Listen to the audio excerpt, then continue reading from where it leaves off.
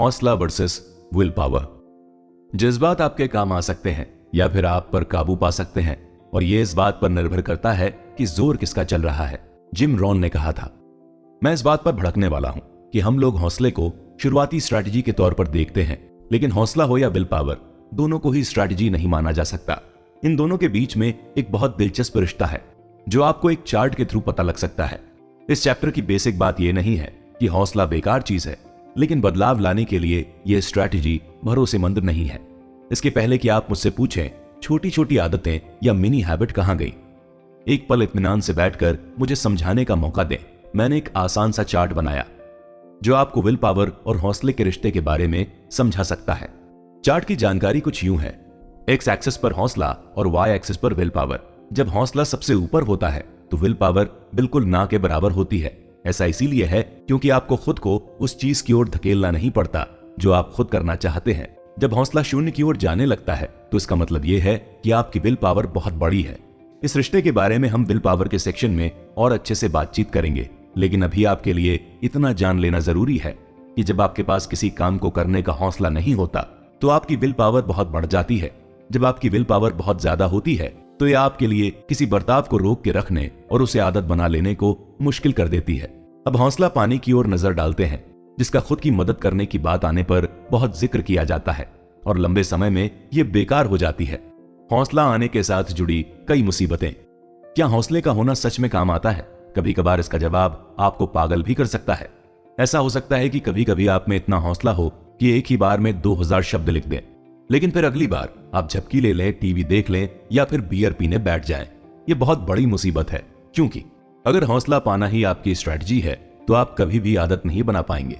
हम ये जानते हैं कि किसी चीज को आदत बनाने के लिए उसे बार बार करना जरूरी होता है।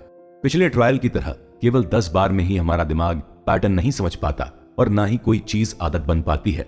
एक बर्ताव को आदत बनने में इससे कहीं ज्यादा वक्त लगता है। पर मुझे गलत मत समझें, हौसला एक बहुत जरूरी जज्बात है और इसकी कई खासियतें हैं, लेकिन जब भी कुछ अच्छा हो तो इसे एक बोनस की तरह देखें। मैं मानता हूं कि ऐसा भी हो सकता है कि अभी आपको हौसले की जरूरत हो और वो ही आपका सहारा हो, लेकिन अगला सेक्शन इसीलिए है कि आप इस आस का दामन छोड़ दें। मैं आपकी भलाई के लिए ही चाहता हूं कि आप इस कॉन्सेप्ट को अपनी भलाई के लिए छोड़ दें, और ये है इसकी वजह।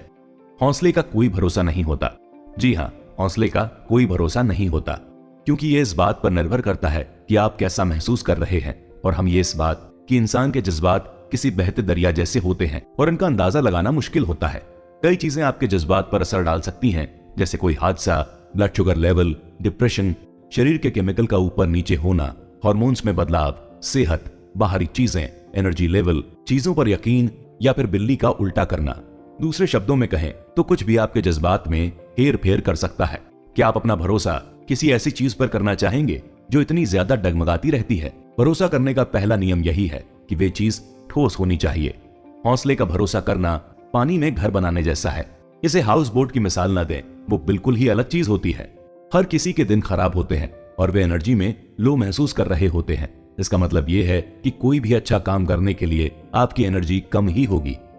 यह स्ट्रैटेजी हमें मोटिवेशनल वीडियो, आर्टिकल, खुद की पेप टॉक्स और थोड़े वक्त की एनर्जी से भर देते हैं। इसके बारे में भी सोचिए। हौसला पाने की स्ट्रैटेजी के साथ आपको न सिर्फ हौसलों से भरा होना होता है, बल्कि सबसे ज्यादा हौसला आप में ही होना चाहिए, जिससे आप उस काम को कर सकें। इसीलिए अगर आप एक्सरसाइज करने का हौसला पाना चाहते हैं तो आपके अंदर इसकी चाहत किसी और चीज की चाहत से कहीं ज्यादा होनी चाहिए। सफलता कभी कभार ही आपके कदम चूमेगी। जो चीज हमारे लिए अच्छी है, जैसे हरी सब्जियां खाना, दौड़ लगाना और फिर हरी सब्जी खाना, उनके लिए हौसला इकट्ठा करना काफी मुश्किल हो जाता है। हरी सब्जियां खाने से मिलने वाला सुख अपने सोफे पर बैठ के आइसक्रीम खाने के सुख से कहीं छोटा नजर आता है। मुझे भी दूसरी चीजें करने में ज्यादा मजा आता है। दूसरी बात यह है कि आप हमेशा हौसले से भरा नहीं रहना चाहते। हौसले की थ्योरी कुछ इस तरह चलती है। अगर आप कुछ करना चाहते हैं तो उसके लिए आपको खुद को फोर्स ना करना पड़े और आप विल पावर का इस्तेमाल कर सकें। यह सच है कि जब आप में हौसला होता है तो किसी काम को करना आसान हो जाता है और इसके लिए ज्यादा कुछ करने की जरूरत भी नहीं पड़ती। क्या आपको वो चार्ट याद है जिसके बारे में मैंने आपको चैप्टर के शुरुआत में बताया था? जब आप हौसले से भरे होते हैं तो आपके अंदर ना के बराबर विल पावर होती है। ये शुरुआत में तो सही लगता है, और खासकर तब जब आपको ये समझ आ जाए कि हमारी विल पावर बहुत गिनी चुनी होती है। इसीलिए हौसले की थ्योरी की मांग बहुत बढ़ जाती है। लेकिन जैसा वे कहते हैं, हर गुलाब के अपने कांटे होते हैं। यह आपकी उंगली को काट देता है और अपनों के सामने भी कोसने पर मजबूर कर देता है। हौसलों की दिक्कत क्या है, चलिए समझते हैं। हौसले को चाहत के हिसाब से अपनाना आसान नहीं होता और कभी कभी तो नामुमकिन हो जाता है। इस बात को पुख्ता करने के लिए अपने तजुर्बों पर गौर करें।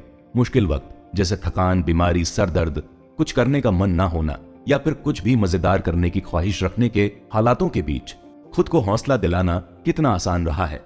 सिर्फ फायदे को दिमाग में रख के अपनी ख्वाहिशों को बदलने के ख्याल से आप अपनी विल पावर और महसूस कर पाने के असर को कम कर देते हैं। सिर्फ सोचने से जज्बात बदल पाना बहुत मुश्किल होता है।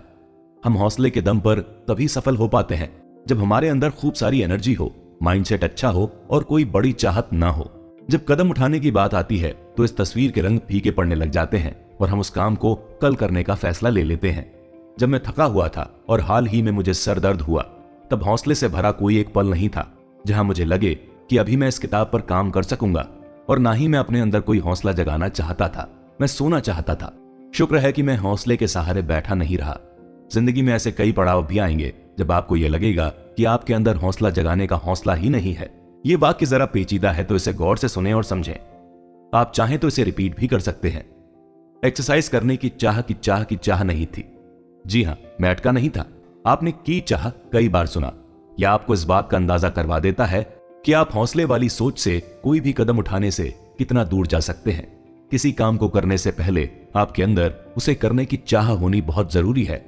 लेकिन कभी कभार आप अपने अंदर का हौसला सिर्फ इसलिए जगा पाते हैं क्योंकि आप हौसले से भरा महसूस करना चाहते हैं।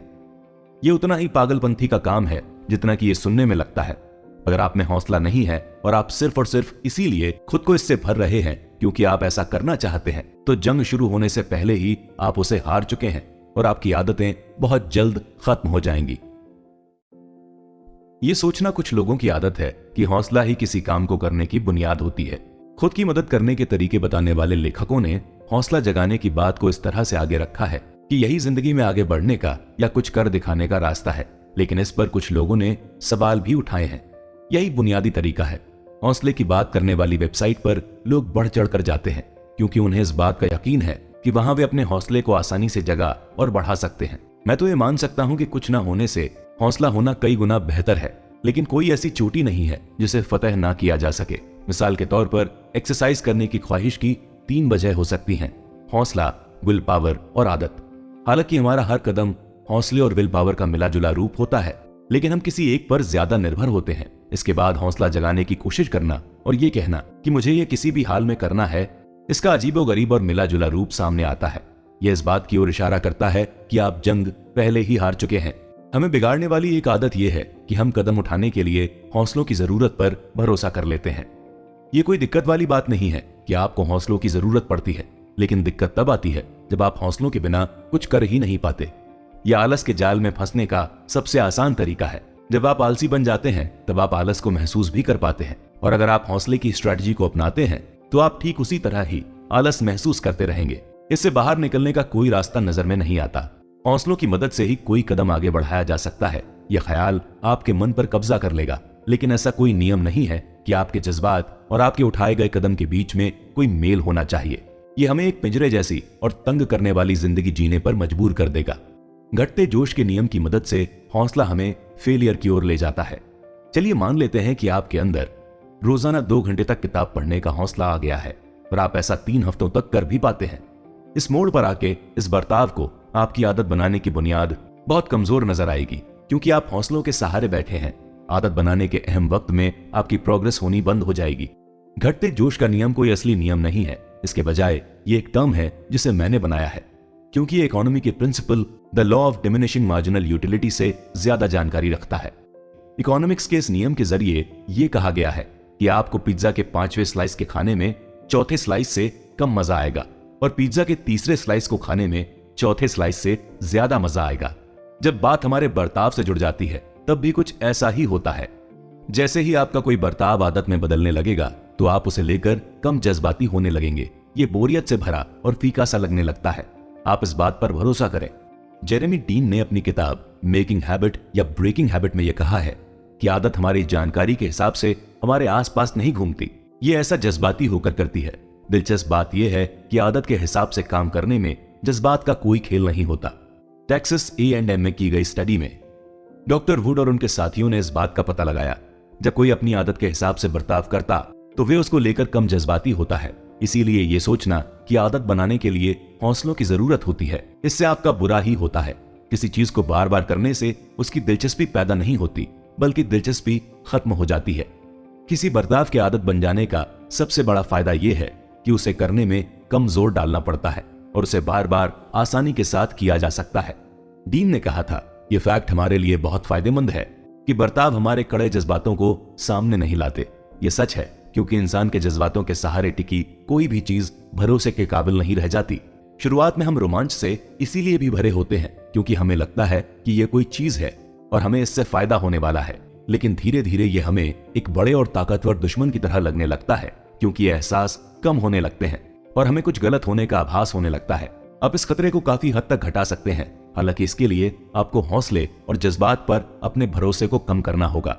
जोशीला होना बहुत बढ़िया बात है, लेकिन इस सोच को बोनस की तरह देखें। इसे किसी काम के करने का इशारा ना माने। किसी काम को करना तब बेहतर है जब आपने उसे खुद चुना हो। यह एक ऐसी बुनियाद है जिसे आसानी से हिलाया नहीं जा सकता।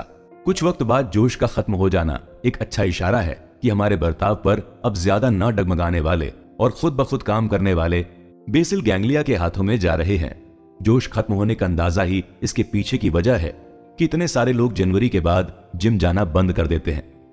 एक्सरसाइज करने में सफल होने के बावजूद उनको लगता है कि अब उनमें और हौसला बाकी नहीं रह गया, इसीलिए वे जाना बंद कर देते हैं। अगर उन्हें यह पता चल जाए कि वे ऐसा क्यों महसूस नहीं करते तो उनका फिर से मन करेगा और वो जिम जाने लगेंगे। मुख्य स्ट्रैटेजी के तौर पर जिंदगी का सफर तय करने के लिए हौसला आपकी काफी मदद कर सकता है, लेकिन ये विल पावर से अच्छी स्ट्रैटेजी कभी नहीं हो सकता क्योंकि विल पावर ही सबसे अच्छी स्ट्रैटेजी है। इसीलिए ज्यादातर लोगों को इसका इस्तेमाल करना बिल्कुल नहीं आता और वे अपनी विल पावर को जल्दी खत्म हो जाने देते हैं। मैंने जो कुछ कहा उसके बावजूद आप परेशान ना हो क्योंकि आप अपनी रोजाना की जिंदगी का मजा अभी भी नहीं उठा पाएंगे। आप हमेशा ही एक इंसान रहेंगे जिसके अंदर जज्बात और एहसास हमेशा मौजूद रहेंगे। मैं आपसे ये नहीं कह रहा कि आप महसूस करना बंद कर दें,